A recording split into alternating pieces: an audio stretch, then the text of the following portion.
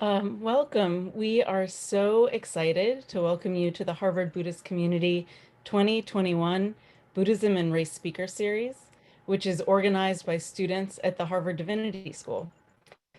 My name is Eva Seligman, and I am a member of the Buddhism and Race Planning Committee. I'm calling in today from Somerville, Massachusetts, which is the land of the Wampanoag and Massachusetts peoples. Since 2015, our annual Buddhism and Race Conference has brought together Sangha leaders, activists, scholars, and students from diverse backgrounds to build capacity in addressing power at the intersection of race, gender, sexuality, and class in our communities. This year, the conference has been reimagined as a speaker series with monthly virtual events from January through August. We believe strongly in supporting racial justice, not only with our words, but also with our actions, including our time and the resources we have access to.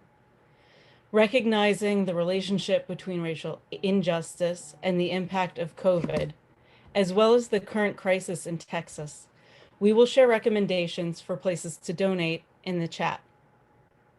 If you are signed into our webinar, closed captioning is available. We are recording this event tonight and will make it publicly available on our YouTube page. As some of you may have noticed, a pre-recorded event with Rhonda Magee will also be airing at the Black and Buddhist Summit at 5 p.m. Eastern today. Not to worry, that event will be available for free streaming for 48 hours following the initial airing, so you can watch that at your own convenience. We encourage you to register for the Black and Buddhist Summit if you haven't already, and we'll post a link in the chat.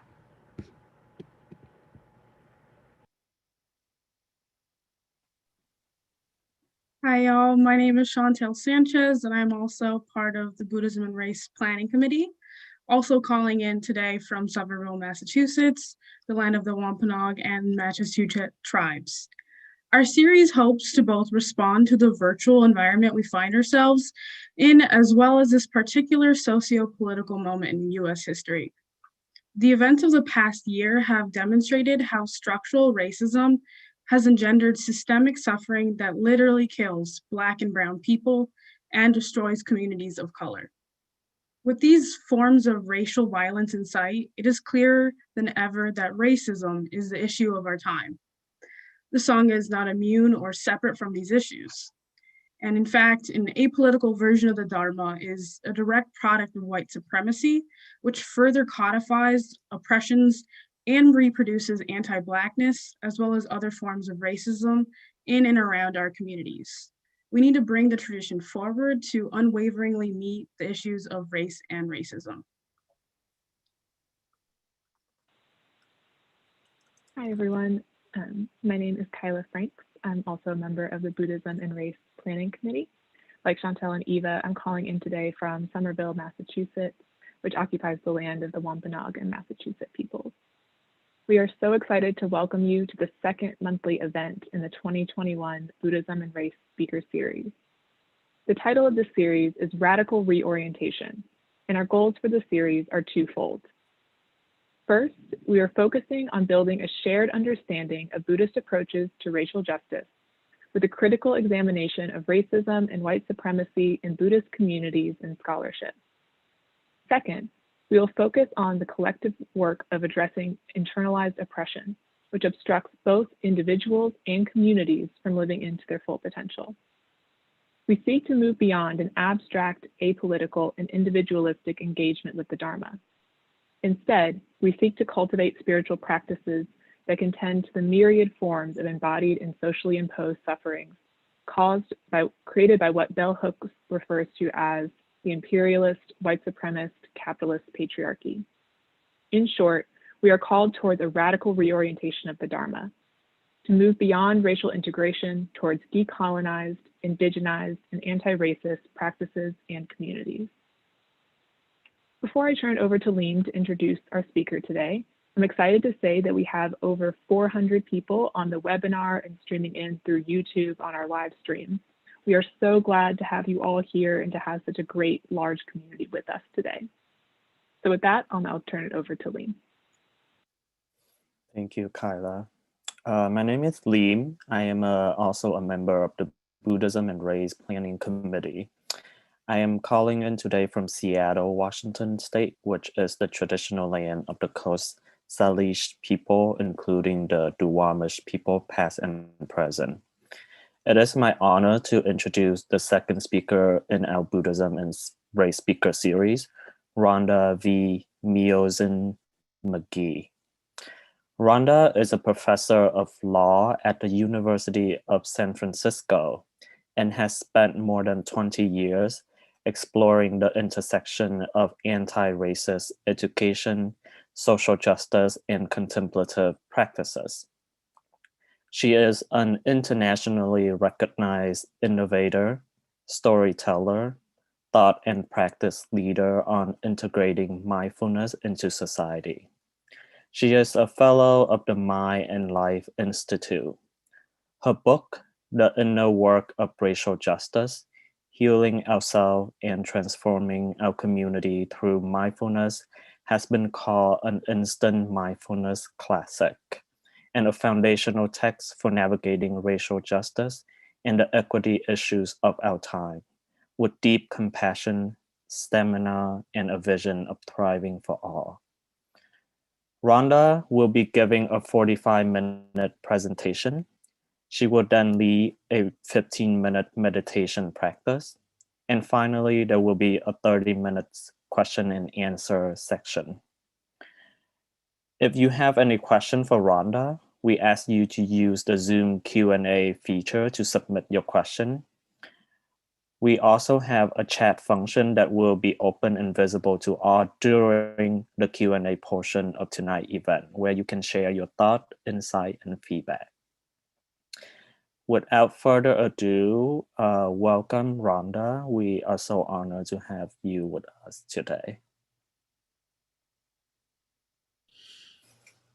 Well, it is actually my honor to be with you, Liam, and actually the entire team of beautiful spirits and beings behind this, the 2021 Buddhism and Race Speaker Series, focused on the theme of radical reorientation, offered this year as an adaptation of the beautiful conference you all have been bringing on race and Buddhism since 2015. So I really, again, am deeply honored to be with you all and moved actually by the show of interest, by the fact that this was an event that kind of reached capacity in terms of registration. And of course, now we have 400 or plus beautiful folks on the call right now. So I'm going to go ahead and share a screen with you now, and I believe you can probably see it from where you are. If for some reason you can't see it, just let me know. I think I can probably hear from folks by chat. It's a little awkward dealing with all of this technology in the way that we are doing this, but we're carrying forth. So what I'd like to do is really invite us to pause for a second as we gather, and I actually have my Q&A box open here and I'm trying to close it here. So just a moment, I'm having a little bit of this, my own little technical challenge here. Let me try and close this box if I can. I'm gonna stop the share actually. Whoops. Close this box and begin again. Okay. All right. So again, the theme that we are working with today is dismantling white supremacy and healing humanity, the Dharma of Racial Justice. And again, my name is Rhonda V. Magee. I'm also using my dharmic name today, which is out of respect for my own commitment and acknowledgement of my commitment to the whole path, really, of practice and teachings inspired by the historical figure known as the Buddha.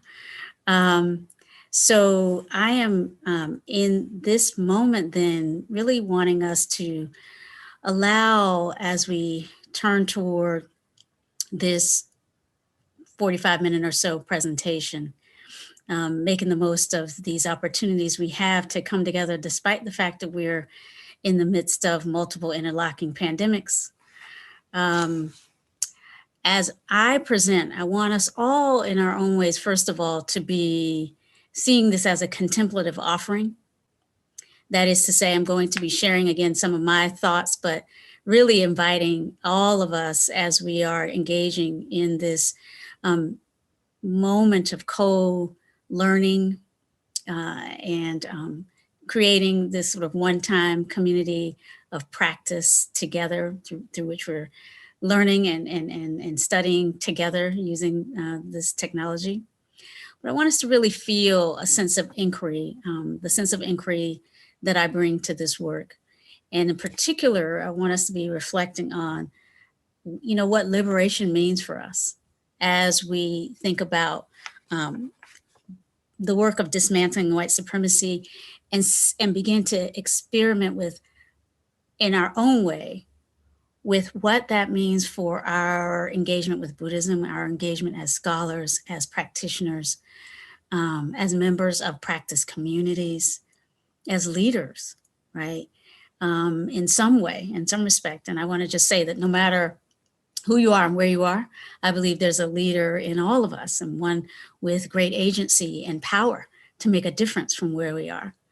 So how we might make a difference from where we are in such a way as that itself might help dismantle white supremacy and promote healing of ourselves and others as we go.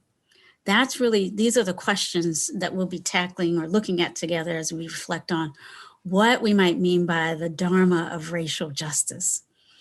And so to me, this is about a kind of an inquiry in which, as we think about these concepts and as we think about the thesis, if you will, that I'll be offering here, and before we move into a formal practice together, just as a background, inviting reflection, what in this moment might be in the way or is in the way in some respect of your liberation, of our liberation together? What gets in the way of our feeling free, our actually experiencing freedom? And how might the legacies of white supremacy be a part of the suffering that we experience? So I'm going to be talking about a kind of embodied mindfulness as support for this work. Really looking at, again, just how it is that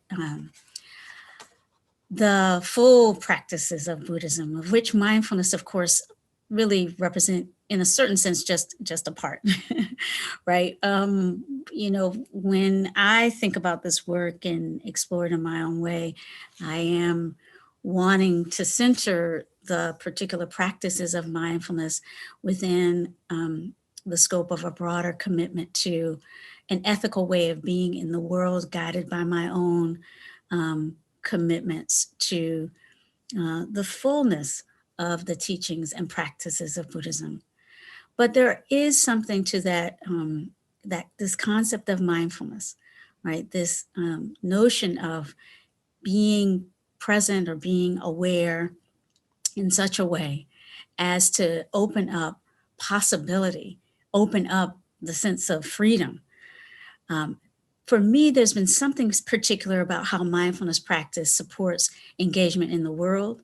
Of course, I am not only a person who is a student, lifelong student, I would say, of the traditions that we draw on for mindfulness. I'm also obviously a law professor, right? So I am engaged in the world in very specific ways. Have been teaching, at a traditional U.S. law school, teaching traditional classes, personal injury law, immigration law, classes on racism and law. But I've also helped evolve classes, drawing on a contemplative teaching and learning approach that I'm also drawing on here. This approach to teaching and learning that recognizes the different dimensions of how we study, how we learn, how we know, and what we know, including a personal dimension, a sort of subjective first-person dimension, an experiential dimension, and honoring the fact that as we come into these teaching and learning opportunities, engagements at universities and colleges in the US and around the world, or in K through 12, or wherever we're teaching and learning, there are various dimensions to that project. They include the subjective experiences that we have. So that first person aspect of knowing, we know that in traditional philosophies of learning, our first person experience can sometimes be relegated to one side. We're concerned it might be too biased. We're concerned it might be not reliable enough as a guide for our further development of our intellect and our capacities. So we want to bring some critical perspective to our subjective first person experience. And I think mindfulness is such a beautiful technology for that aspect of what really rich learning requires. That is to say, rich learning at any level, I think, invites us into wise relationship with our own experience in relationship to that which we're trying to know. And I'm saying this because for me, the project around deepening our understanding about race and racism, looking at what we know and how to know more effectively, how to disrupt white supremacy, how to heal in the face of legacies of white supremacy and racism, and the intersections of that kind of hierarchy, those hierarchies, with the other hierarchies that are rife in our time. Hierarchies around gender, sex orientation, ability and disability, class, immigration status, age, right? There are so many different, if you will, ways that we, in the social contexts in which we live, experience social identity-based harm. In this presentation and in my project, I'm focusing on racial justice, but I'm doing that partly just to give us, a place to focus for now. And I'm making this part of the broader work of social justice particularly highlighted. I'm focusing on that because, well, for many reasons. One is that it's an aspect of all of our social experience that is often very, very difficult for us to focus on. In the United States, we've got our own, not in the United States, of course, is huge, in the subcultures within the United States, in the different parts of the country, in the different communities within the complex that we call the United States of America. We've got some challenges. We've always had challenges looking clearly and well at how race and racism and the structures of white supremacy that were embedded in the foundation of our nation and in all of our institutions. Looking at how that is still operating has always been difficult.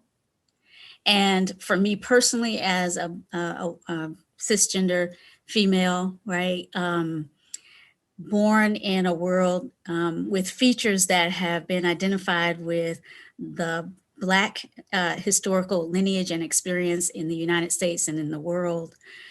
So I consider myself, Black. I use the term racialized to underscore that I don't think racial identity is innate or biological, really, although we have these biological markers. But I see race as, a socially constructed category in which we often have been placed and then often also embraced to some extent as a means of navigating a world in which race matters and finding some meaning in our own experience. So in these reflections, I am drawing on my own experience, my own first person subjective experience as an African-American woman, a Black woman in America in this context. And similarly, I want to invite everyone who is here to be reflecting on how it is that you relate to concepts and categories around race. What are some of the ways that to be invited into a conversation that's race specific causes some reactivity or some resonance, depending on who we are and where we are, maybe some of both, right? To some extent, we might be like, yes, we're finally talking about this and we want to talk about this. But on the other hand, we might be feeling, the degree to which this is not a conversation we have been given to feel some comfort in. So whatever is coming up for you, I want to just name that being aware of that is an aspect, if you will, of engaged embodied mindfulness. And so as we continue our conversation, I want us to recognize that these are concepts that we're talking about, but they're concepts that we have some purchase on and access to as we engage in this together. So contemplative education of the sort that I've been engaged in helping evolve in the United States in my role as a law professor, yes, leans into subjective experience, our embodied experiences, including when I teach and write about race and racism, these kinds of reflections on our subjective embodied experiences of race and racism, and in the language that we want to be incorporating more into this conversation here and now, white supremacy. So we often have been given to think of white supremacy as a kind of a relic of an old time, of something that only those in the KKK and their ilk know anything about or have engaged in any way. But indeed, I want to suggest, as many others have in this latest, I would say, iteration of the reckonings with our history of white supremacy, right? We're in a contemporary period of reckoning, concentrating of our mind, our thought, our engagement around the ongoing legacies of racism in our time. A new level of urgency, I think, has been with us, as has been named, since the horrific killing of George Floyd in the United States and the ripple effects of that. So we're turning toward the legacies of racism together today in the wake of this reawakening to the relevance of racism and the legacies of white supremacy in our time. And so for some of us, it's kind of new to be using that language to describe not only those who are committed to an ideology of oppression and terrorism, those that we associate with those extremist groups like the KKK, but to refer to it not only in some sense to talk about that aspect of white supremacy and politicized, terrorizing white supremacy, but instead to also broaden that concept to help us see how it is really meant to capture the broad set of ideologies, systems, social practices, very subtle teachings and learnings that are the legacies of the systems of white supremacy that pervade our time. So while we can think about white supremacy in different ways, the way in which I'm offering it in this conversation is in common with this broader conversation, this broader articulation of white supremacy as a complex of practices, ways of thinking, ideologies, social trainings that have their legacies in these systems and structures of white supremacy that were embedded in many of our societies, especially the United States and different parts of the United States, through law and other institutions through which social policies became real in our lives. So embodied mindfulness in the way that we've already begun to explore here by pausing and thinking about how do we get stuck? What gets in the way of our liberation? How might race and racism be a part of that? May assist us not only in reckoning with what we might want to become more aware of, and from that place of deeper awareness, deepening our engagement for making change where we are. I believe these practices, in my own experience, have been really important in that work, in the work of becoming more aware and present to the legacies of white supremacy and racism in my own experience. And I call that part of the work color insight, right, as a contrast to color blindness, right, using or drawing on these practices to specifically help deepen our ability to understand the relevance of race and racism and how it's showing up in our time. And so I'll unpack that maybe a little bit more if folks have questions, but I do unpack that in various writings that you may have found. And if, I know some of you have done me the privilege of doing some of that reading that I've offered to help us think more about and really deepen our understanding and make more clear the very subtle ways and the manifold ways that mindfulness can help us understand and perceive and be present to the kind of, flow, the ebb and flow of race as a feature of our lived experience, and racism as a feature of our lived experience. When we do so, we're combining the practices that help us explore the internal and external dimensions of race and racism, right? The subtle ways that we feel in our bodies, caught up with fear or with assumptions about a person based on the way they look, assumptions about who belongs and who doesn't, based on, again, deep trainings we have in our society, in our communities, about who belongs where and who belongs in what roles. We know that we have those trainings not only because we've reflected on those things cognitively, but because if we pause and pay attention, we'll feel ourselves reacting subtly to shifts in whose voice we hear, what languages we hear spoken, what so-called accents we believe we hear. We are constantly sort of sifting through this information. The social psychologists tell us, the cognitive psychologists tell us, the social neuroscientists tell us. And we are, in ways that are obvious and not obvious, really deeply embedded, immersed in contexts in which race matters. And so bringing awareness to the inner and outer dimensions of this is really important. And I think mindfulness can help, but also we can help, it can help us heal in some ways. And we can think about what we mean by healing. I think of it as an ongoing way of becoming freer of some of the ways that we have been wounded by virtue of our being embedded in these contexts in which racism and white supremacy still make it harder for some of us to thrive than others, make it some of us more vulnerable to targeting for disrespect or outright violence and everything in between, right? We carry the woundedness of this in our bodies. So many of us on this call know something about this. And so I'm speaking directly to communities of color and people who have experienced racism and the harms of white supremacy. And from my experiences, offering that these practices can really assist us in doing our own work of healing.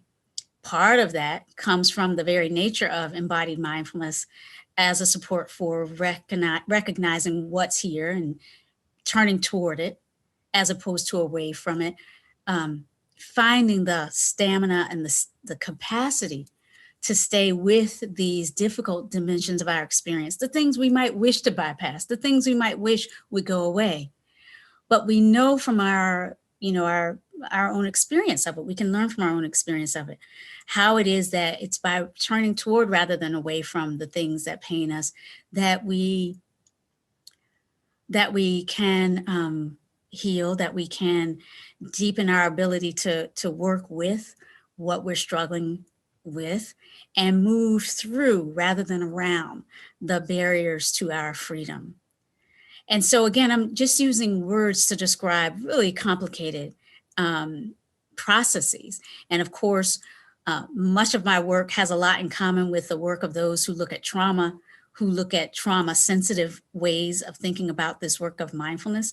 So, there are many scholars out there whose work I can point you to, and many of you may be familiar with, who study not only trauma, but then have also been bringing together the discourses of mindfulness with what we might know and practice and better deliver in the way of trauma-sensitive mindfulness.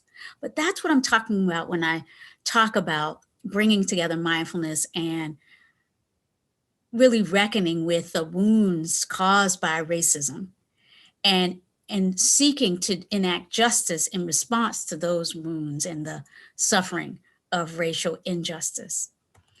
So when I think about racial justice, I'm going to put out this as a set of, touchstones to definitions. And again, I'm just offering these in the spirit of humility, knowing that there are many different ways we could think about these terms, and really inviting real inquiry as I go, because I, again, know that we learn best when we learn together and when we draw on all of our different ways of of understanding and knowing what there is to know about all of these aspects of our experience. But racial justice for me, as a law professor, of course, we've got formal ways of thinking about justice.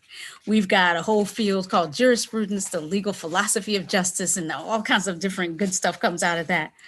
And as a law professor, I can speak about, the whole body of work that is a particular race-conscious legal philosophical tradition called critical race theory, and the beautiful diverse perspectives that have been drawn on to elaborate different types of critical legal thought informed by racial and racialized and ethnic, if you will, experience.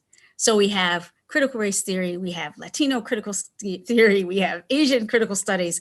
And by that, I'm just naming how it is that our particular racialized identities and affinities have in law specifically helped support the proliferation of deepening our understanding of what justice in legal institutions might look like.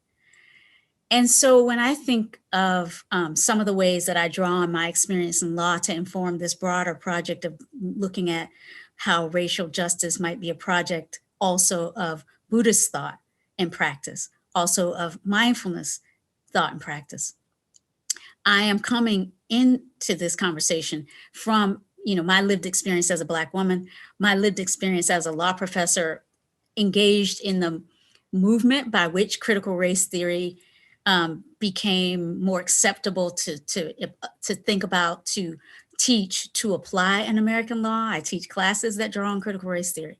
And it was in teaching those classes that I really began to draw on my own mindfulness practice to support me.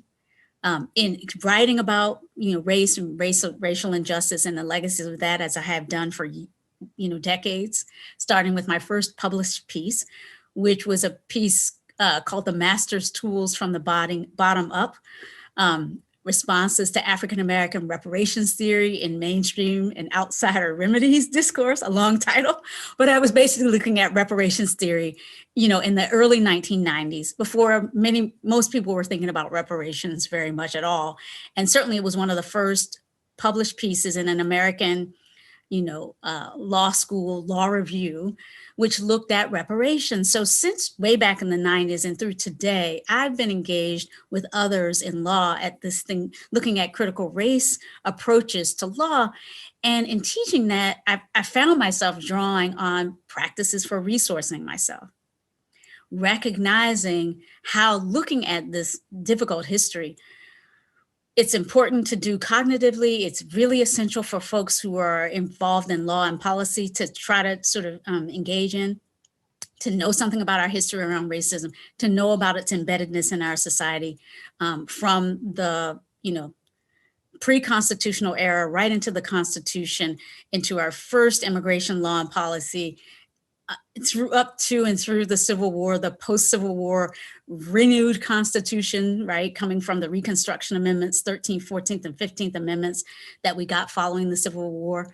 In other words, looking at that history, which we must do if we're going to really do justice in law and policy today, and which I have been doing as a law professor, I gradually started to rely more and more on my own practices of grounding in meditation, in compassion for myself to survive, looking at that ugly and harsh and painful history again and again with students from various backgrounds and walks of life who in many cases are still encountering a lot of this history for the first time. I'm still teaching these classes and still encountering adult law students from various backgrounds in the United States who are just learning for the first time different aspects of our history and the embeddedness of white supremacy in our law and policy.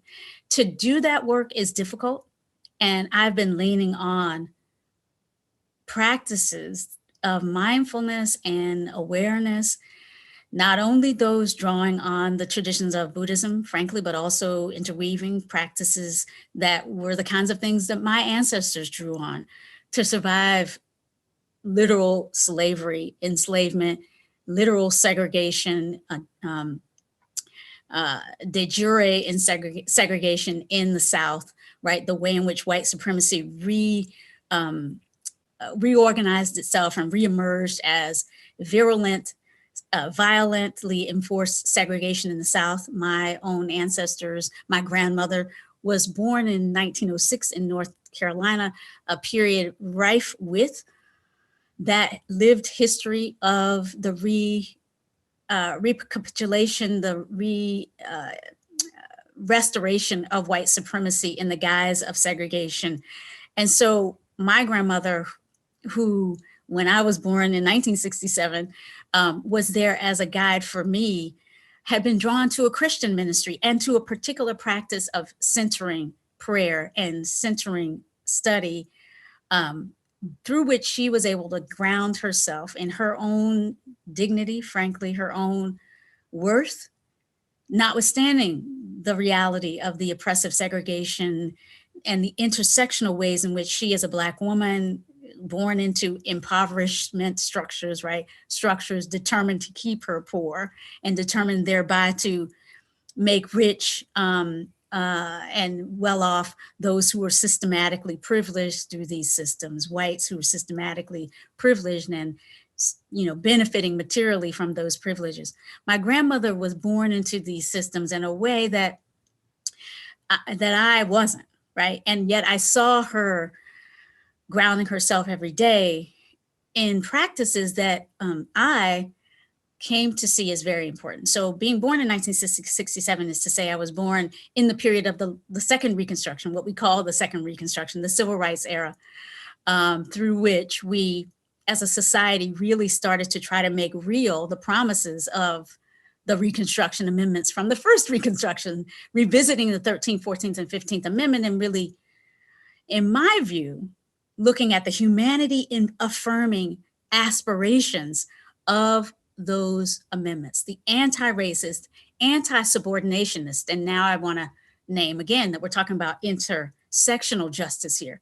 We're not just talking about anti-racism, although that's critical and it's highlighted in this part of the conversation, but to say again, this to me is of a piece with a broad international, global, human historical, world historical movement for a deep kind of justice that disrupts all patterns, seeks to disrupt all patterns by which human beings are systematically subordinated, which is the fancy word we use in law, but oppressed, subjected to this kind of systemic identity-based suffering. So in the critical race theory work, you'll see anti-subordination is the term that we had used for years, and anti-racism was a part of that. In this moment where we're, this reckoning with racism, we're highlighting the anti-racism and specifically the anti-Black racist themes of this work. But again, to say it is about a broad call to see how a kind of love and action might be deployed in service of alleviating the harms of racism against particularly targeted groups, people who are marked as racial others and in various ways in the US and around the world, frankly. I've been talking about a US-centric set of experiences, partly because that's where I am, and I invite everyone who's on the call from wherever you are and whatever your background, to be thinking about the analogs and examples that enliven your own engagement with this from where you are and from the culture and the place on the globe that you know best. In other words, I think that's part of our work, to really look at how it is that we can both learn from particular analyses grounded in particular experiences and backgrounds, turn our attention to a particular opportunity to learn from the Black American experience, for example, that we might, engage in wherever we are and pay attention to from wherever we are. But see that centering as a moment of rotating the center and then stepping back, looking at our own experience, letting our own experience be the center and really examining what we can learn from looking at history and practices wherever we are and being engaged in this kind of comparative analysis and engagement in practices for deconstructing injustice that draw on our global experiences, but which start where we are. So this way of thinking about justice then as being about a kind of publicly available, non-transactional love, right? This is a way of thinking about justice that partakes of the work of people like Gandhi, Martin Luther King, as well as contemporary teachers like the South African teacher Baba Mandaza Kadimwa, a teacher I've had the pleasure of being with on the road to presenting around these themes of bringing mindfulness and Buddhism together with social justice.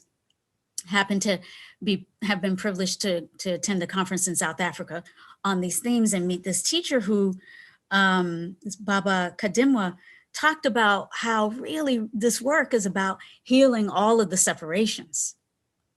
So just to go back again, if we're talking about this anti-subordination, this intersectional call, when we think about racial justice as love and action for alleviating the suffering, a way of thinking about the suffering is, the various ways that we find ourselves experiencing the legacies of these deep trainings of disconnection from each other, first as one aspect of it, from aspects of ourselves, right? And this is one way we see the legacies of oppression. We get disconnected from the sense of the preciousness of our own lives, the sense of the belongingness of our own bodies in different spaces.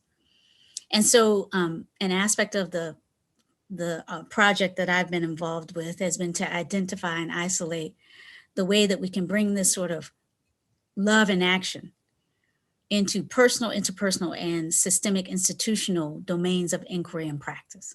So what's the personal project or personal curriculum that I might engage in to minimize the legacies of white supremacy in my own life? That's been my question. As well as what are some of the interpersonal practices that we might engage in, that I might engage in with others to minimize the legacies of oppression? And then what are the systemic institutional practices that we might engage in together? Again, embodied mindfulness is paying attention to a range of aspects of our embodied experiences and doing so in a way that helps support, again, looking at these internal and external dimensions, but also really deepening that insight into the impermanent nature of them. And that's where I think the contemplative social justice project may differ from the more secular, if you will, or the traditional social justice projects. Because when we bring mindfulness, we bring a Buddhist practice to this, we are inevitably inviting inquiry into the insights that can arise from exploring these experiences from within, exploring the way in which we are comprised of these constituent elements as we comprise a sense of self around our racial identities, or as we are, tempted to, think of ourselves within the limits and confines of the language of race. We are embedded in social worlds, so we maybe can't avoid engagement around race. I mean, really, we are, as much as we might like to be evolved and, free from ever having to think about race, all we have to do is sort of re-engage in the world just a little bit, and here it is. I think what mindfulness deeply understood mindfulness deeply engaged can offer us is not only that capacity to pay attention and be mindful of the way in which race and racism might be operating, but to also bring that dimension of insight into it. So recognizing and knowing the arising and falling of all of the temptations around creation of a sense of self that's infused with some of the legacies of white supremacy, colonialism, the genocidal tactics by which we have cleared land and continue to seek to clear land for purposes of exploitation and material gain. All of this, these are features of our social world, that we are up against, we're thrown into when we engage in the social world. So bringing mindfulness then to this is about, yes, more skillfully engaging in the social dynamics of awareness and maybe liberating practices and equity. How do we change policies and practices so that our practice communities are more centered on experiences of people of color and the insights of, dharmic engagement that come from lived experience as a racial other, as a identity defined other. How do we liberate ourselves, right? How do we heal, and how do we teach from that in ways that might help heal others? All of the insights around how we do that are so rich, and I think can offer so much support for the manifold challenges of our time. But they do really invite, I think, a deeper engagement with these questions than maybe, for example, we were given to take up as we did the work of critical race theory in law, in ways that didn't invite this inner work dimension. And I could speak more about that, but certainly in law, there was a kind of a critique of law that turned a little bit toward the spiritual dimension of how racism and legal oppression harmed folks. It was called, by the fancy phrase, the alienation critique, right? We were saying law embeds hierarchy, racial hierarchy, and other hierarchies. But there was also a part of the criticism that said, and in so doing, it alienates us from ourselves and from each other, from the planet. So part of it seems to me the repair that critical legal scholarship and this kind of mindfulness infused with the insights of critical perspectives on justice and the opportunities for a new way of thinking about justice, right? We're wanting to repair not just the cognitive projects, right? We're not just wanting to think about ways of changing the world in terms of policy and law. We're trying to repair our souls and our spirits. We're trying to bring forth a new way of being together that reflects a deeper commitment to our inner, the magnificence of our just being alive together.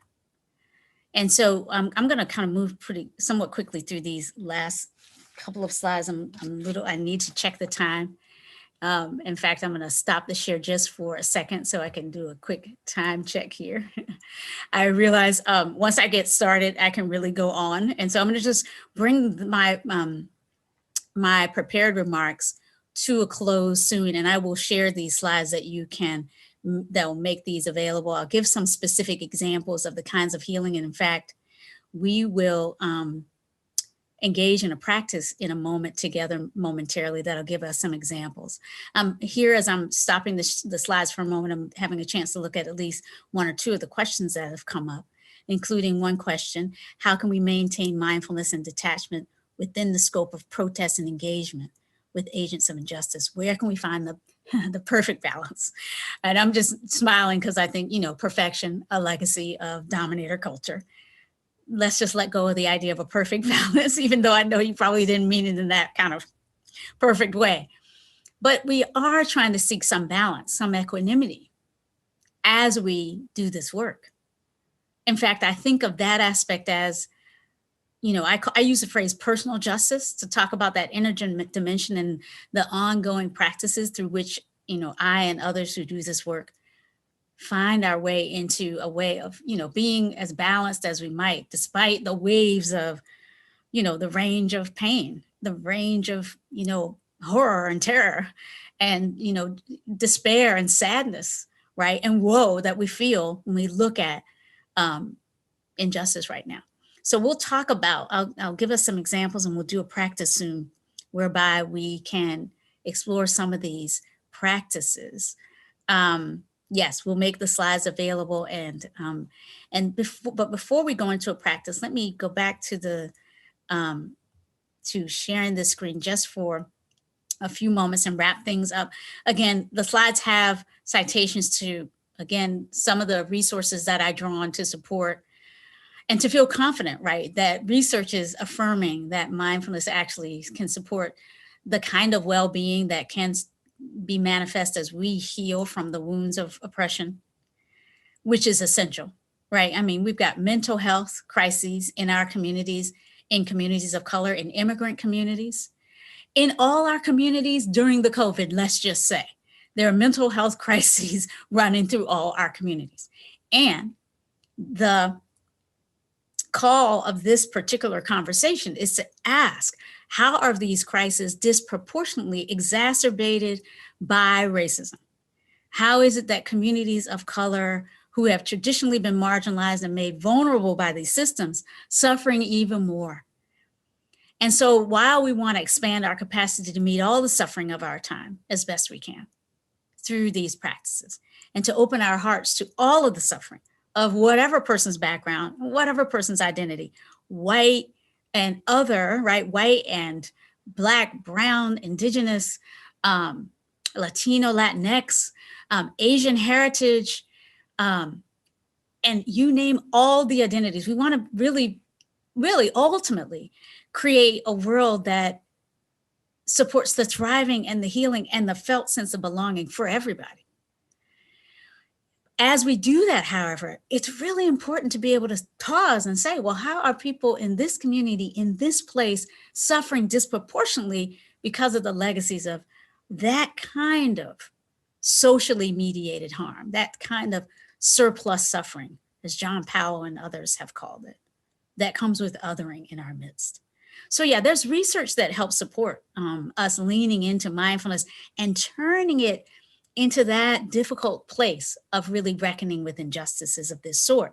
Not easy, especially because we've been trained in our mindfulness spaces often, right, to sort of be colorblind. Many of the beautiful teachers who have helped proliferate and expand our access to mindfulness in the Western arena over the last,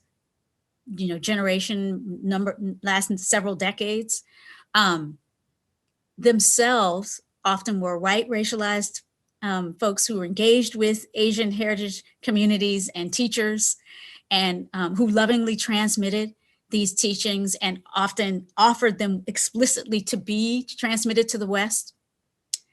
And yet many of those early adherents and teachers, often white, male, frankly, teachers, not all, not exclusively, but many of them in the West, convert Buddhists, were also legacies of a heritage of the second Reconstruction and its imperatives around color blindness.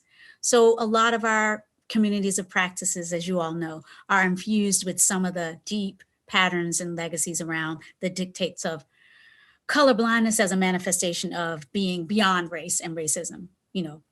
But what we've learned is, the cognitive psychologists tell us, racism and bias is within us. Color blindness actually can, as much as we understand the well-intentioned aspirations behind it, can get in the way of us actually engaging with race and racism in our midst. And so the challenge, the tension, this is the real tension in the rub, right? As we turn toward these aspects of addressing race and racism and creating space for looking at how race is specifically causing, maldistributed incidents of stress and causing some of us more harm than others. And, the need, therefore, to actually create safer spaces for practice, identity-based spaces for practice, spaces that are culturally founded on the principle of absolute inclusion of everyone as best we can, and creating these practices of rotating the center of our concerns so we hear all the voices and as best as we can, really create a new multicultural or multiracial or, communities that are progressively formed with the values of anti-subordination and anti-racism and anti-bias front and center, like right up front, not something we're adding on, right? So as we engage in the need to do that, buoyed by this research and other sorts of research that confirms that mindfulness can help us with reducing bias, reducing stereotyping, reducing the impact of that on us. As we engage in these practices of exploration, of healing for ourselves and exchanging changing the ways we engage and creating new spaces and affinity groups in our practice centers and so on and so forth. There can be this challenge of how do we continue to experience ourselves through lenses other than race and identity. In other words, right, as soon as we start saying, yes, all right, I'm going to own and claim the way in which racism is still a feature in my experience as a fill in the blank racialized being in the world, then we can run the risk of getting too attached to, some of that energy of the stuckness of a kind of sense of identity around these things.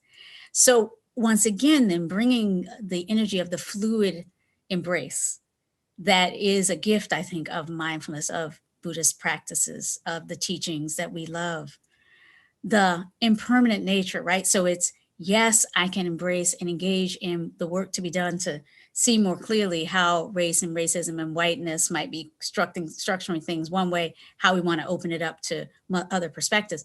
But then deepening that ability to let go and also see what else is here, to expand a sense of spaciousness around the work, open up our hearts, keep our hearts as open as is wise and skillful under the circumstances.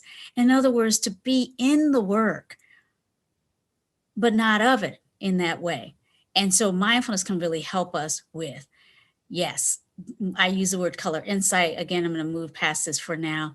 It can help us with the work in my book and the work I do. I think of these 5 aspects: grounding in practice so that we can see what there is to see, deepening our ability to be with, right, what it is that we see and not touch away from it, not have to avoid it, not try to minimize it, not render ourselves silent when we need to speak or discuss or teach about, and then do the things that we need to do, all in service of liberation.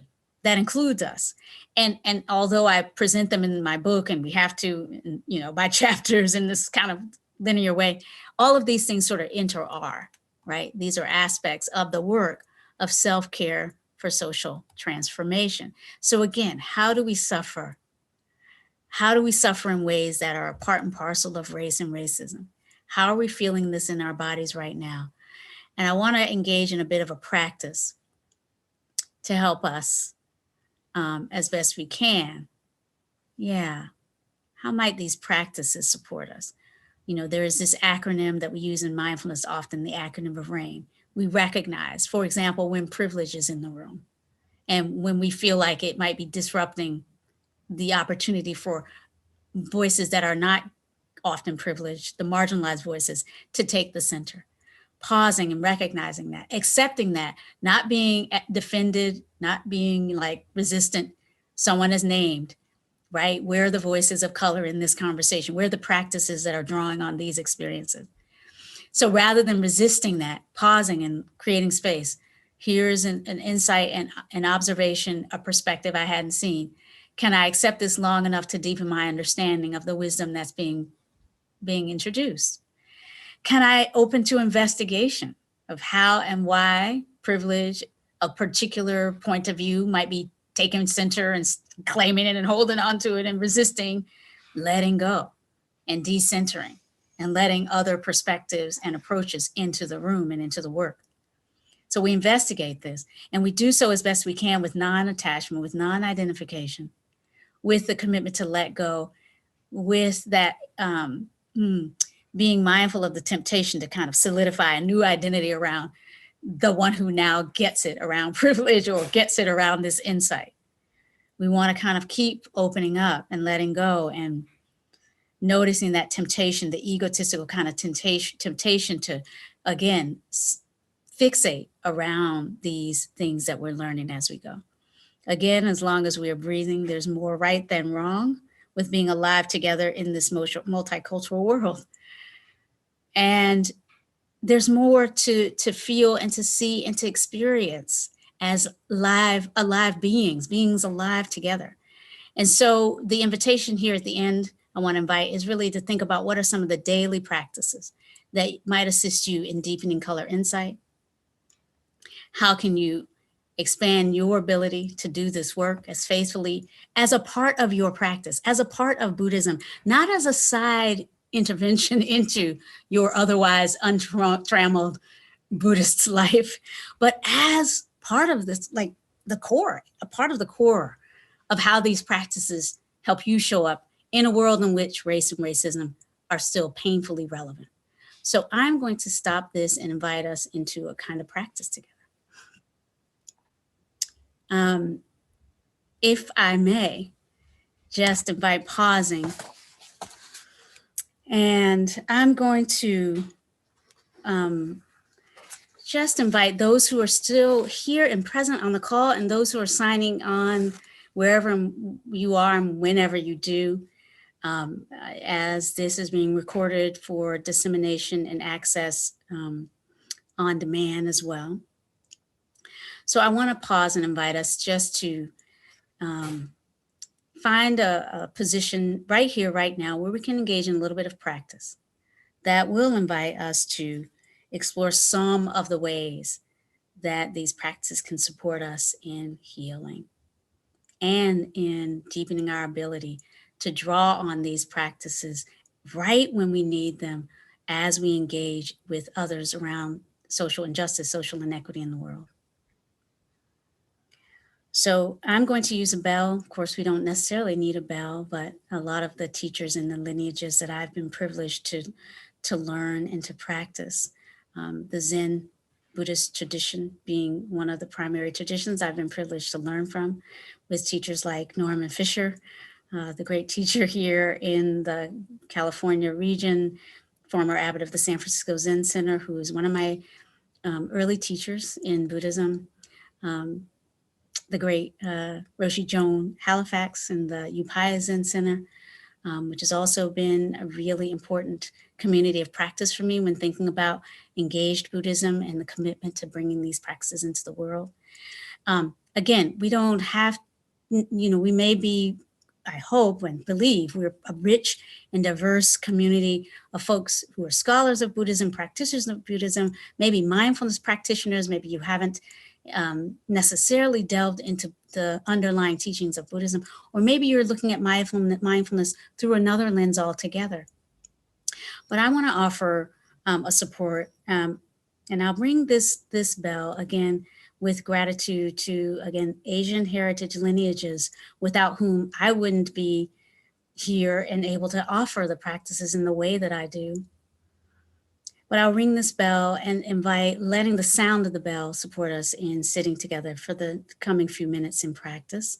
And I'll lightly guide as we go in a way that I hope can give us a taste of how these practices can support our equity work going forward. And if you'd like, certainly turn on the videos, my team, and we can sit together. It's actually kind of beautiful to know we're not alone in this. Thank you so much. It's beautiful to see your faces. And again, we can't see everybody who's with us on the call, but we know you're out there. And I want to just say that we appreciate the energy and spirit that you bring. And so if you're comfortable closing the eyes, just really finding a place that's comfortable for you. If you're sitting, as many of us are, I'll lightly guide us through this meditation, but however you find yourself, whether sitting or lying down or even standing, really allow yourself in the next few minutes to turn off distractions and devices and settle into a practice together.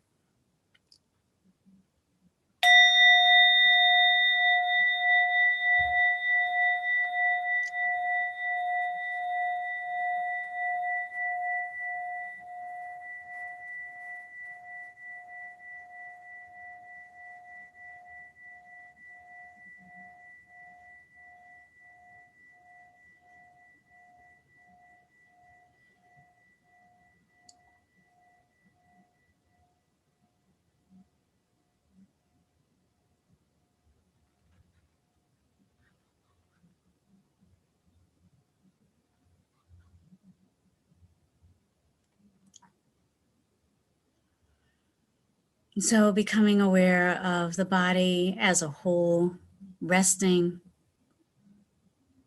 in the seated posture, or again, in whatever posture you happen to find yourself, really allowing a sense of the body as a whole to come into your awareness in these opening moments of our practice.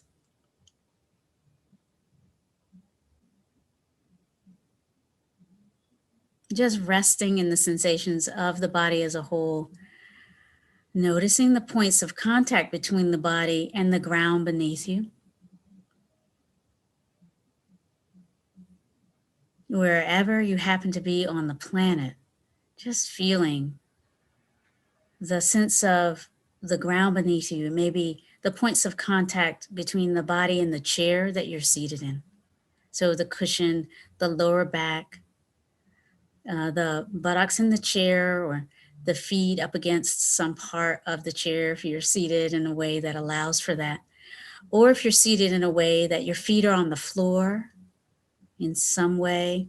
You could be seated in the lotus position. Some of us are seated in our cushions on in our meditation spaces right now. However you happen to be positioned, feeling, sensing the points of contact between the body and that which is holding you on this earth at this moment. Feeling resting as this body in this moment, at this place on this earth.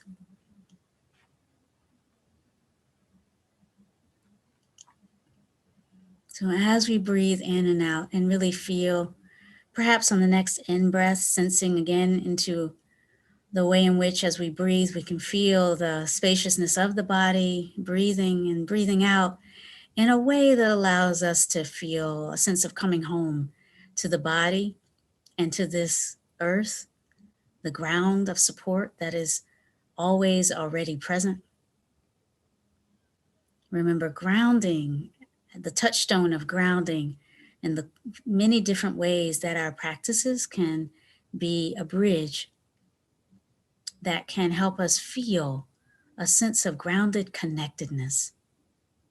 So breathing in and breathing out, feeling connected right here, right now, as a body breathing.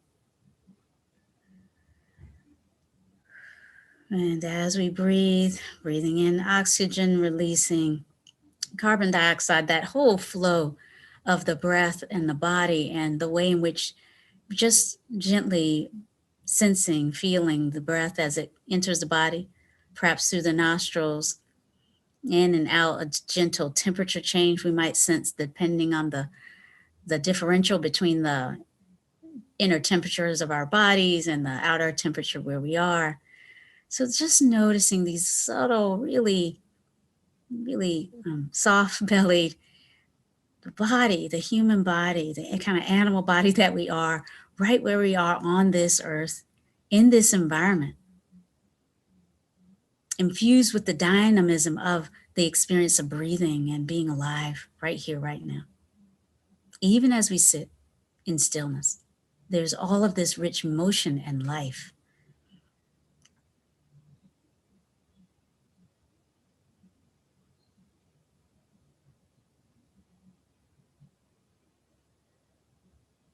So resting in the sense of your belonging here now. And perhaps on the next in-breath, sensing what is well within you. On the next out-breath, releasing, relaxing, and feeling the support of the ground just a little bit more, the support of my voice, the support of this community of practice and learning today, right here, right now.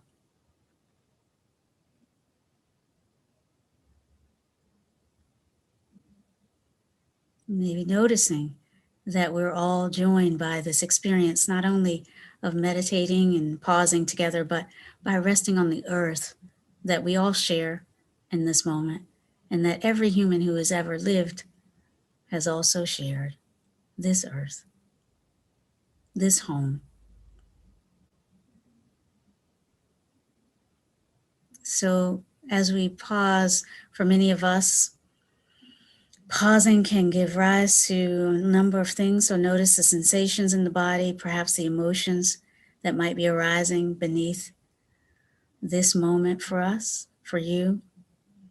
So as you breathe in and out, expanding the capacity to be present to not only the sensations of breathing, but the various places in the body where some of what I might have been saying and speaking about might have touched your experience, and where you might feel some of the embodied resonances or reactivity or pain or triggering, right? There are so many ways that we carry embodied manifestation of our having walked this earth in ways that the society will identify us through the lenses of race and racism. We have encountered others. We have been met by others. We have brought assumptions to bear. We have had people bring assumptions to bear on us. We've been wounded. We've had our family and loved ones targeted. So as I bring these aspects into view, we might be, many of us are, feeling a range of things. And so bringing compassion and kindness right here, right now, right to you. Already I've got my hands over my heart, and I want to invite you, if you're willing to experiment with doing that. I'm rubbing my hands together as I often do.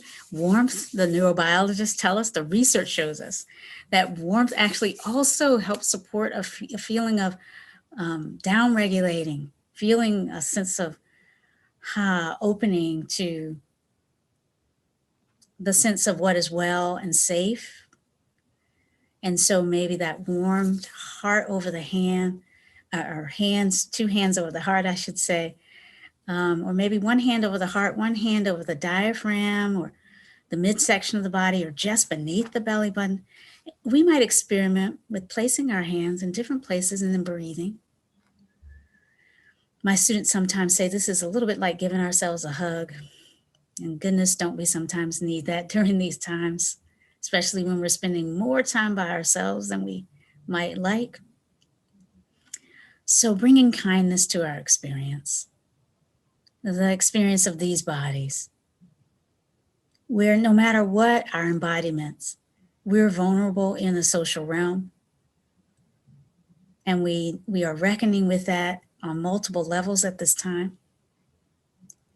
And if we open up to it and we think about how we have experienced race and the dynamics and trainings around race, who we are as racialized beings, beings with an identity that has racial content somehow. Just pause and allow yourself to sense into what comes up when you reflect on that aspect of your experience. Maybe call to mind the heritages and lineages that are flowing through you right now, the places on the earth where you've lived that you know of, and the narratives and cultural stories that come up when we think about who we are in that sense. Yes, there will be some racial content there, and can we open up to see what that might look like right here and right now?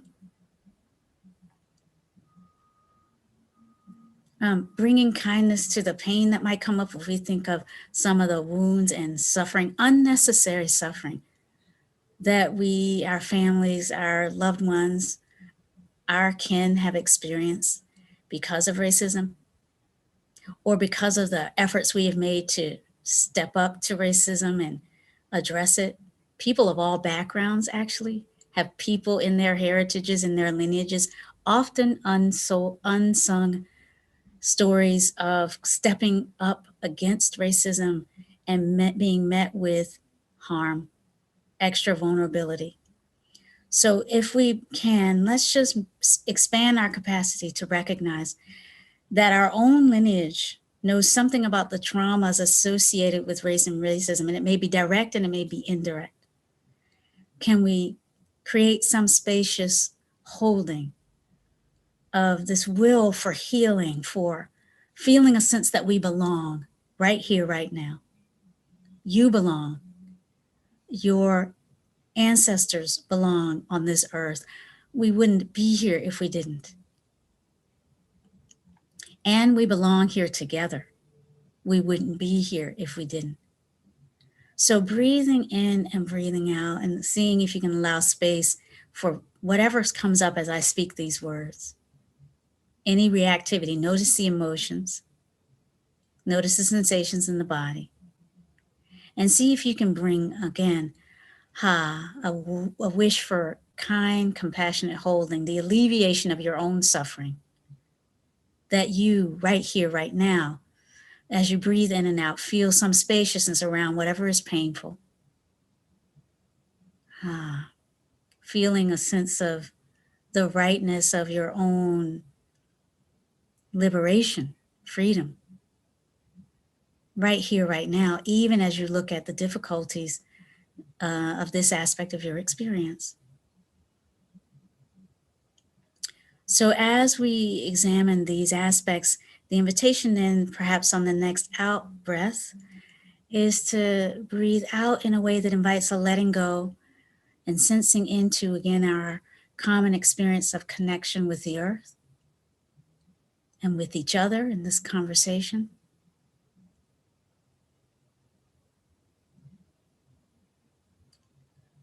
So what we're doing is gently allowing this kind of calm abiding that can toggle a little bit back and forth between reflecting on those things that pain us, those pain points and touch tones, to what we know about race and racism from our own experience, what we don't know, what we're ashamed of, all of that.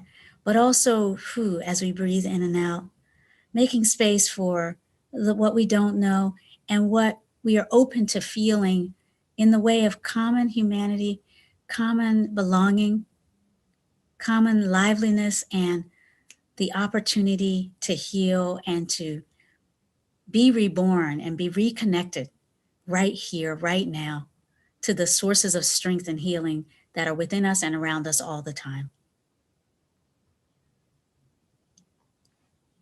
So as we begin to move out of this meditation and into a bit of Q&A, the invitation is to sense into what one word or phrase might capture some of what has been arising for you, and especially to think about the inspiration you might carry, the intentions you might bring to engaging from a place of your mindfulness and your Buddhist practices with these outer dimensions of our experience as we are embedded in the social world. What phrase, what insights might be coming up for you now, or what questions? As I ring the bell, the invitation is to hold yourself with loving kindness as we extend the wish for loving kindness that includes ourselves to each and every person on this call, and to each of us, and to all those who have suffered and who suffer unjustly right now because of the ways we have not, as a human, broad, global human community, figured out how to bring love in action into every part of our human engagement with each other. May we do so going forward from here.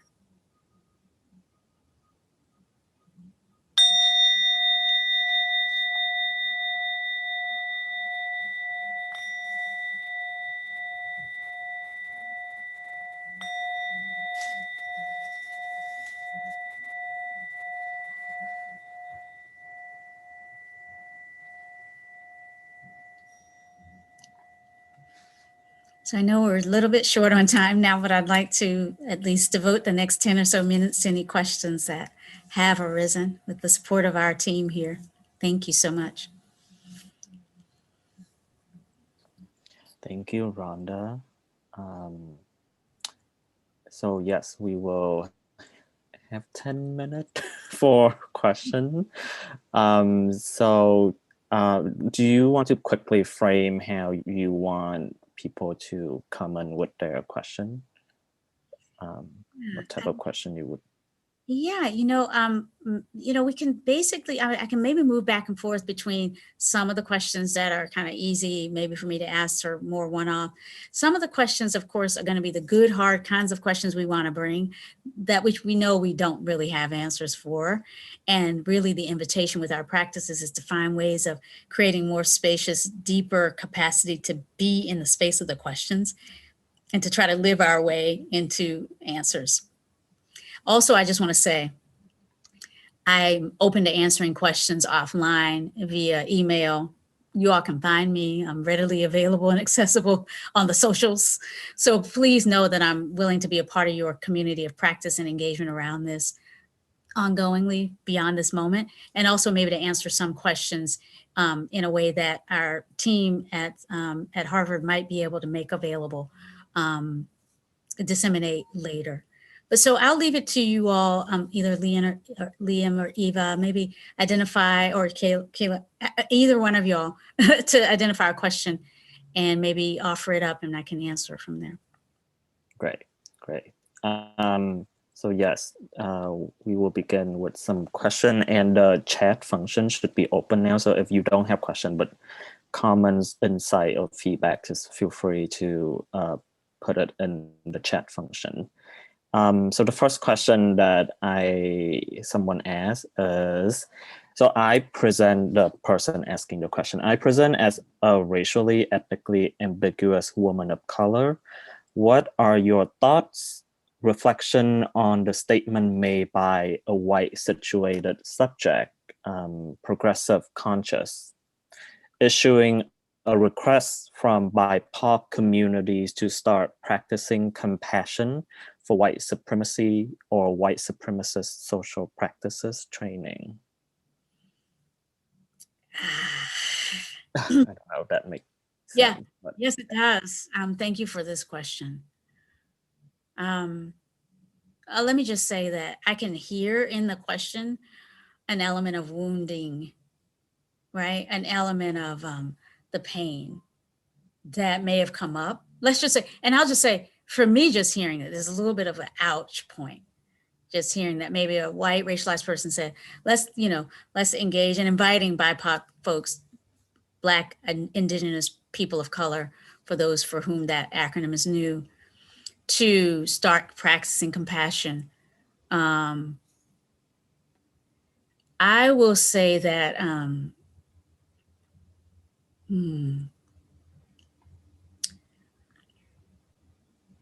this is something that we have to engage in with great humility and with an ongoing recognition that as we do this, we're going to make mistakes, and we're going to encounter mistakes being made, or what feel like mistakes to us, what feel like pain points to us being made. And so I do think, and I myself, I need to say this more than I do. I think we all need to say this more than we may do. We need to give people permission to say we need another type of space for practicing. So sometimes we need spaces where the particular offering is curated for where we are, and spaces for questioning. How curated is it? What are the trainings that those who are guiding it, what are the perspectives that those who are guiding it, where are they coming from, and what are they expecting of us as we engage in practice around this together? I don't think there's a one answer for this, but I do think that, but I just want to say that, yes, I do think compassion is a part of it, but I do think how we, with humility and with awareness, invite others to do other work. I mean, I tread very lightly and with a lot of recognition that we could do wounding as we do this. So I really want to offer, I want to say that, yes, we want to invite folks into different types of more robust practices for deepening our ability to be together around these issues. But it's not really, we have to be careful about telling other people what kind of practice to do. And I want to say, especially white racialized folk, right, need to bring a certain sensitivity, right, to what we're talking about, the ongoing dynamics of white supremacy and that particular hierarchy that we're trying to disrupt. In other words, this isn't just diversity. This isn't like we all have work to do and it's all the same, and therefore we just sort of jump in there and do our work. We want to do it with an ethical commitment to not reinstantiating the hierarchies of harm. And that's an open question how we do that. And so with humility, I want to say, we're going to make mistakes as we go. And we're going to sometimes recognize we need a space that can say, hey, that felt like a pain point for me. Can we look at that again? Sometimes it can just require just naming and not feeling silenced and saying, ouch. Can I just name how I heard this? When you said this, I heard this, and the story I have is. Again, there are different ways we can make more robust our abilities to meet what is happening so that we don't, kind of check out and turn off and disconnect. Remember, healing the separations is part of what we're trying to do. So I hope this has helped. But I think, again, this is a place of ongoing inquiry with that mindful commitment to minimizing the particular harms of white supremacy and the hierarchy of white centeredness in terms of, how it is that we offer teachings, especially to whether BIPOC, racially ambiguous folks who have experienced the otherings of, white supremacy. I hope this is helping, right? We're just inviting inquiry and reflection around that theme and humility, and then recommitting to the ethics of disrupting white supremacy.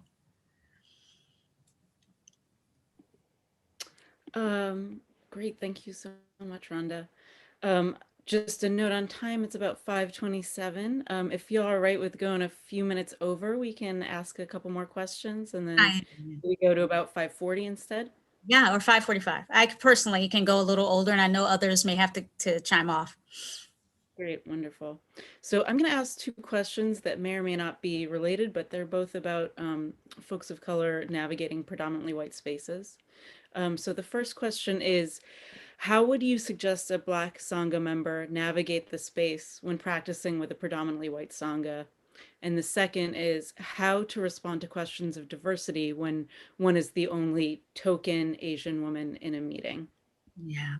So that's a related couple of questions, right?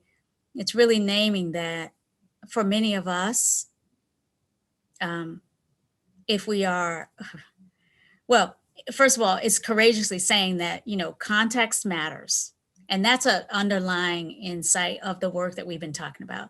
And the particularities of context matter, right? So creating some kind of meta conversation about who we are when we come together is always important.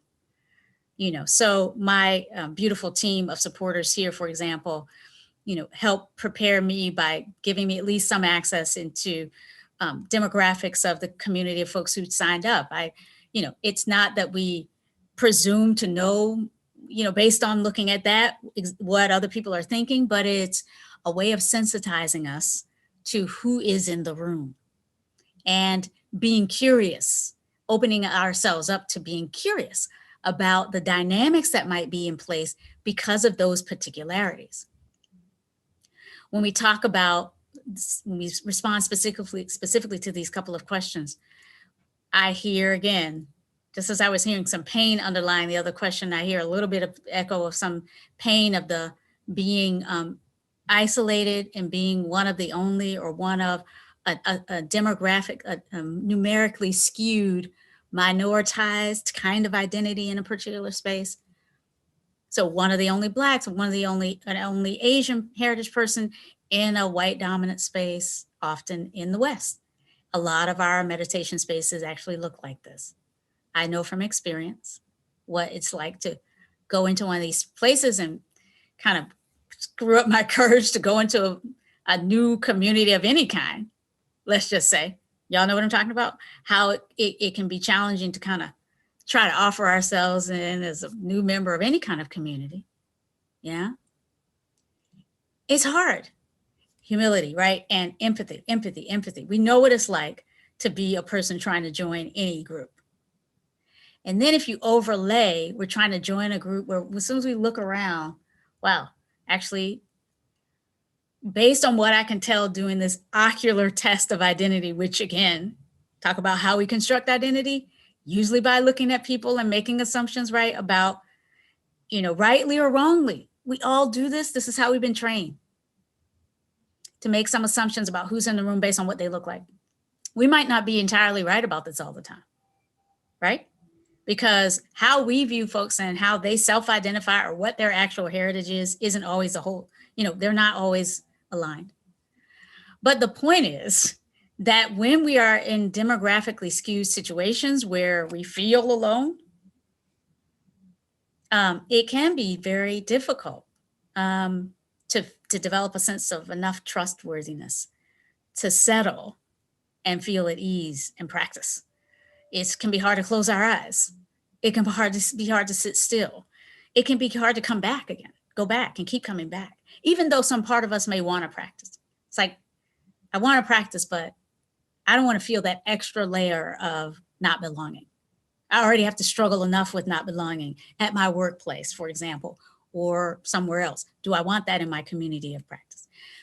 All I can say is, well, we are thrown into the world that we have in the sense that, I always believe in just starting kind of where we are and doing as best we can, doing what we can to make where we are more livable, right? To like make this environment one where we can thrive more.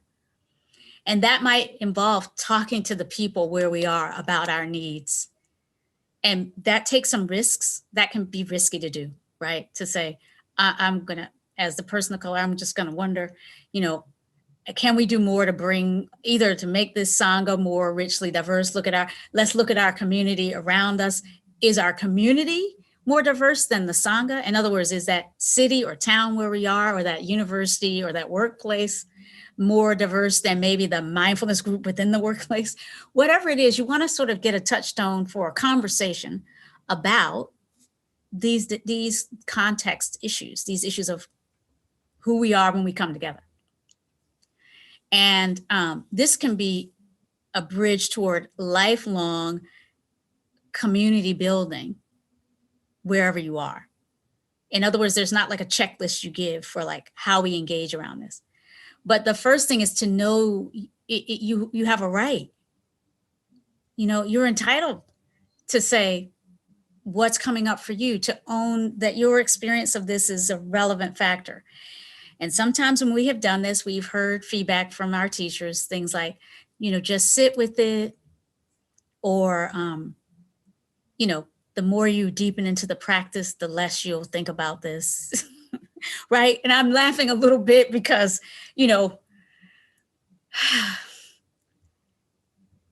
I have a tendency to sort of see things in that big perspective that understands a little bit that like human beings are, we're all kind of bumbling along. We're not even the wisest among us, even all those of us who practiced forever might sometimes have an arc of growth around these issues. And to me, to believe that it's when we deepen meditation practice and we deepen Buddhism that we somehow deepen our way out of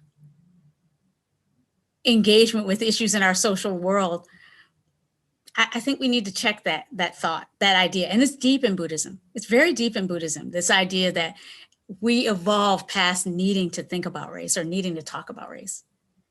Where might that be coming from? What type of experience base, what type of racial identity, what type of privileges, limited perspective might that be coming from? More monoracial groups where we haven't had to talk about this of any background. If your group is more monoracial, and then there are practice communities which are that way. If that is a feature, that if you've lived in a deeply monoracial, like single race context, wherever it is, then the relevance and value of what happens when a person comes in from a different background recedes to the background. Because your race is like the water, the air you're breathing. You're not aware that it is a race, and it is a kind of a race-specific space. So this kind of question can be hard to grapple with, this kind of invitation to see can be difficult. But I want to just, it's too much for our really unpacking here, but just to say, from my humble perspective, if you're getting the message that when you bring up race, that's a sign that you haven't practiced well enough, humbly,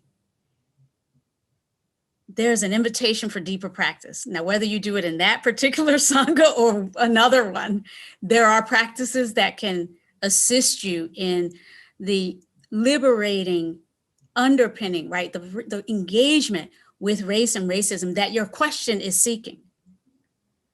And if it's not right where you are, and if you can't make that space more receptive, then there are other spaces.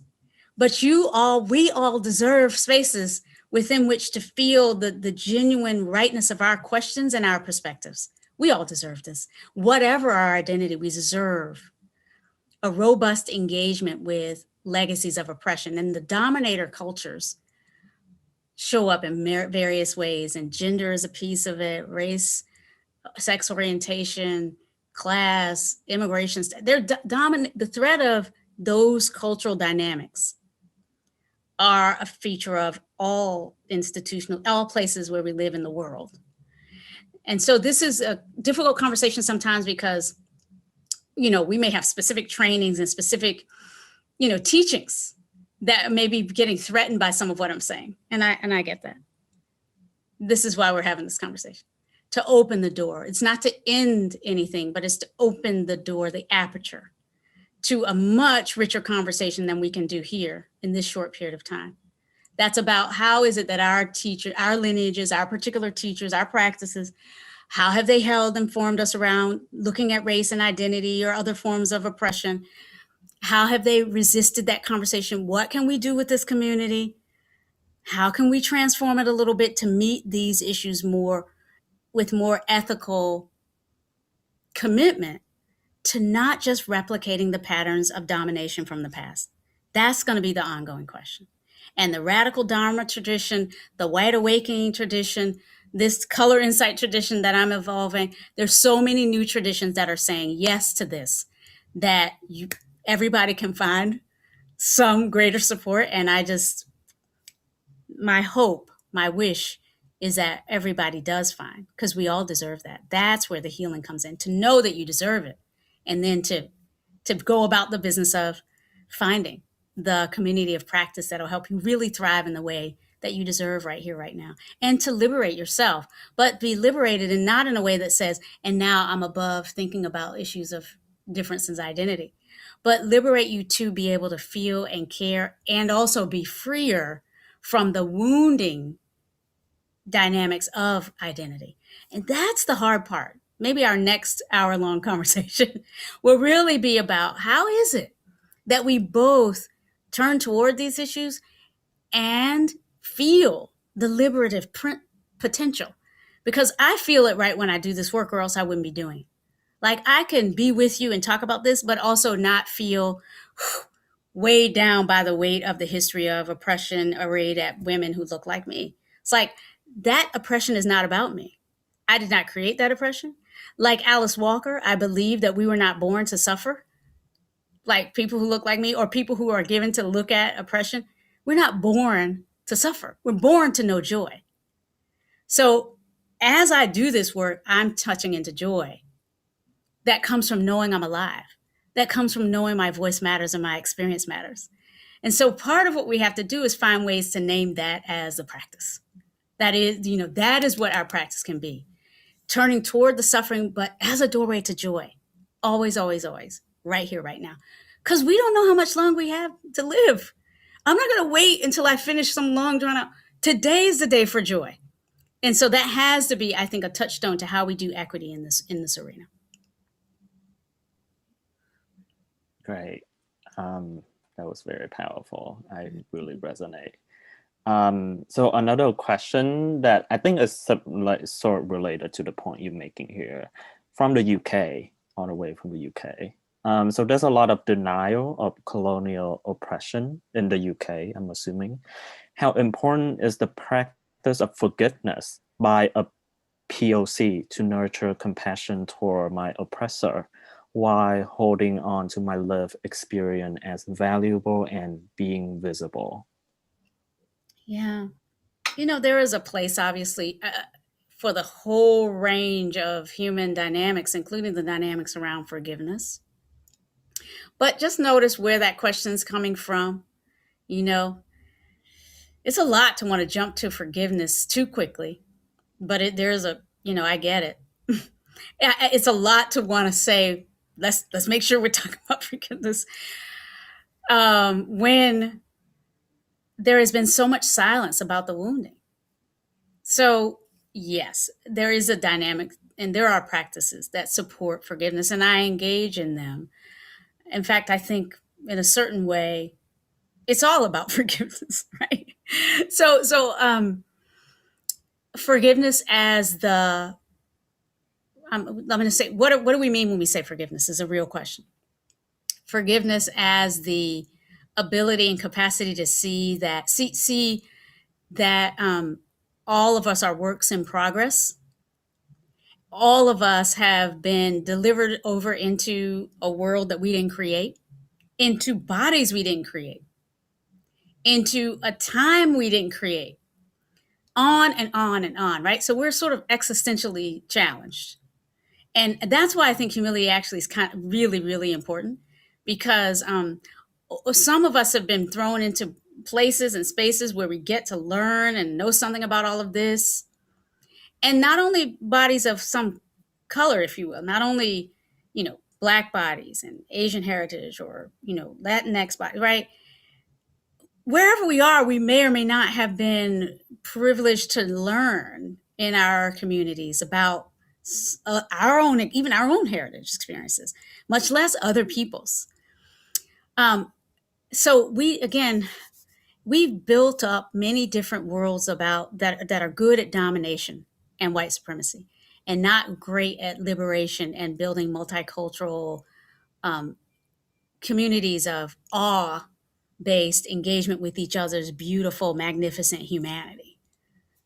We haven't created a lot of spaces like that. So a lot of the communities around us don't have it, and a lot of people don't know how to experience it, don't know how to be vulnerable, which is a big part of all of this. What is white supremacy and white privilege if it's not a training in like how other people should be vulnerable and not you? Right? What is dominator culture generally? If not, it's a bunch of trainings around vulnerabilities for somebody else. But these practices are about, I'm going to open up to, I don't know. That's a space of vulnerability. I'm going to open up to how I might be needing to learn something from somebody else's space, somebody else's experience. I'm going to open up to letting somebody else tell me whether and to what extent they're ready for forgiveness or not. And if they're not, having the humility to say, I don't get to tell you when, how you need to show up to make me feel okay. So yes, I think of forgiveness as an aspect. Forgiveness is I think of it in many different ways, but I guess what I want to keep coming back to is mindfulness as that opportunity to notice when we're getting stuck and let go. So we can be revivifying the wound. And I'm saying that as, and I don't want to say this lightly, I'm just naming that while we want to invite reflection on how wounding can happen in our multicultural spaces in ways that are not obvious, and we need to be aware of that. At the same time, part of our teaching is about recognizing when we're bringing that second arrow in, the replaying of the wound in a way that's not about illuminating patterns that we need to disrupt, but it's about really just holding on to the pain of it, and maybe twisting that arrow of the wound a little bit more. And only we as individuals maybe can know, are we just naming something to illuminate, or are we trying to add that extra energy of, righteous, now you suffer because I have suffered. I'm not trying to do that, but the distinction is subtle. And so, yeah, we're over time. We got to stop. I guess what I want to say is we need to close right here, right now, in a way that we realize we're never really closing. All we're doing is continuing to unpeel the onion. And can we do that with love, starting with ourselves? Can we create spaces where we do that? So I just want to pause really briefly and invite a moment of centering and honoring the time that we've shared here together. Taking a full, deep breath in, feeling, again, supportive love for whatever is coming up for us. It might be hard, but know that the ultimate gift of this practice and of your life is always unfolding. And there is original medicine that your experience alone is meant to bring. And I'm here as a supportive member of your community to learn from you in that. So let us pause and feel the support of this community, of our practices, and identify perhaps one way in which we want to go forward, strengthened by this moment we've spent together, this short moment in the grand scheme of things that we spent together.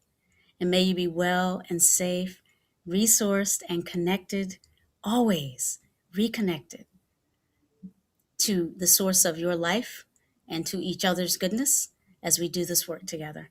I thank you very much for being here with me today.